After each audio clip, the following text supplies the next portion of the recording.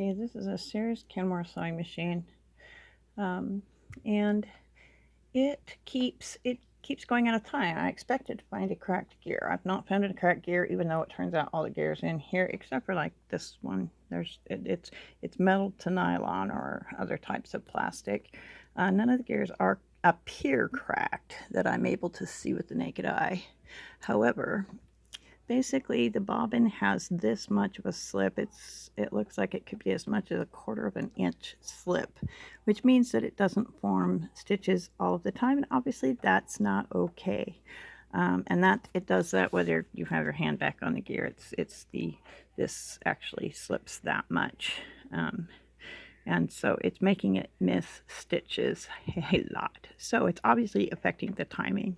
I am going to see if I can tighten it to make it not do that. However, I'm not sure if there's just because there was so much grease packed with lint in between the gear and the metal gear and the nylon gear, that it may not. It may have actually worn it down enough that it isn't something that can be tightened and fixed. The machine appeared pretty good just because it has a very nice aluminum solid metal casing, but having all these nylon gears and plastic, this is black plastic up in here, more nylon with your cams. Usually your cam stacks are one of the things that break. So far though, like I said, I haven't found any actual cracks in any of the gears. There's your hand wheel from driveline and everything, but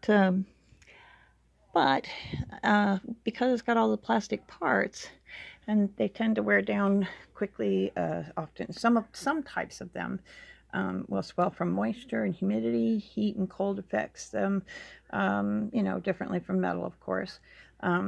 But we have combination of metal and plastic or nylon or whatever you want to call all the different types of that sort of plastic. A lot of us call it plastic, but it's not an engineering term. I'm not an engineer, so I don't remember the right terms for them. But anyway, you know what I mean.